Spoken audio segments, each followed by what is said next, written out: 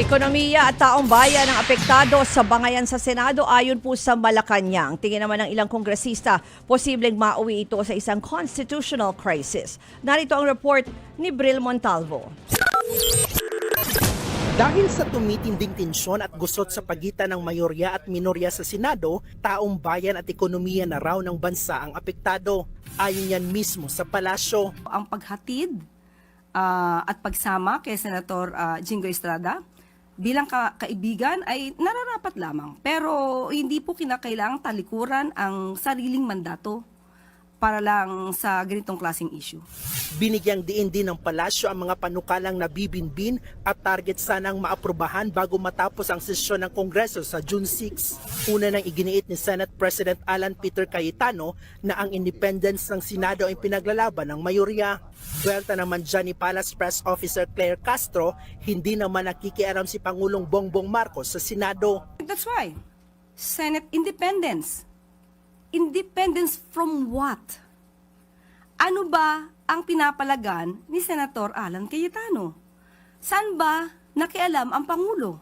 So papaano magkakaroon ng pagtutulungan, kooperasyon ang bawat sangay ng gobyerno kung merong magmamataas, merong hindi tutupad sa batas, at merong maghahari-harian? Sa video statement naman ni Vice President Sara Duterte, ipinunton niya ang kahalagahan ng independence ng bawat institusyon. I have always believed that the independence of our institutions must be protected. This includes not only the Senate and the House of Representatives as institutions, but every senator and member of the House must be free to perform his or her constitutional duty according to conscience, free from threats, pressure, or any form of intimidation. Dagdag pa ng bise, nakakabahala sa ating demokrasya ang mga nangyayari ngayon. Nakikita natin kung paano ginagamit ang mga institusyon ng gobyerno at ang pera ng taong bayan laban sa anumang oposisyon. Ginagamit ang kapangyarihan upang patahimikin ang mga boses ng mga hindi sumasang-ayon.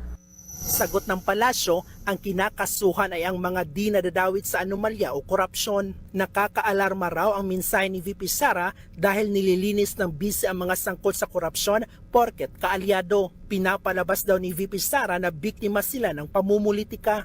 Pangamba naman ng ilang kongresista, baka mauwi sa constitutional crisis ang nangyari sa Senado. The legislative is bicameral, no? Hindi kami makakagalaw until the conclusion of the legislative function without the participation of the Senate. Sana maging maayos, sana makabalik na sila sa kanilang usual course of business.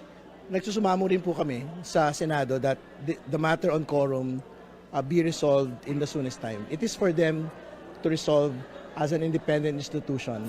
Para kay dating Senate President Franklin Drilon, taong bayan ang magiging talunan. Masusolusyonan lang aniya ito kapag may senador na lilipat at aanib sa magiging bagong mayorya.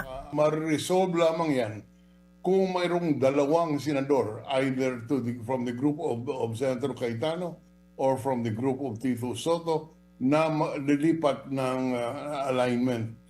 Otherwise, walang mangyayari diyan. Ngunit nakakalungkot dahil sa ala namang kapakanan ng taong bayan diyan sa ginagawa nilang labanan. Ngayon ko lang na-experience, naranasan itong ganitong sitwasyon sa ating Senado. 24 na taon ako diyan, ni minsan hindi nangyaring ganito. Nagbabalita mula sa frontline, Bril Montalvo, News 5. Mga kapatid, patuloy po kayong tumutok sa 105.9 True FM para sa totoong balita, impormasyon, music, and entertainment. Mag-subscribe sa aming YouTube channel at podcasts. At sundan nyo rin po kami sa Facebook, Instagram, X, TikTok sa True Network PH. Bisitahin din po ang aming website, truefm.ph, at panoorin kami sa True TV Signal Channel 19. Kami po ang 105.9 True FM. Laging true sa'yo, kapatid.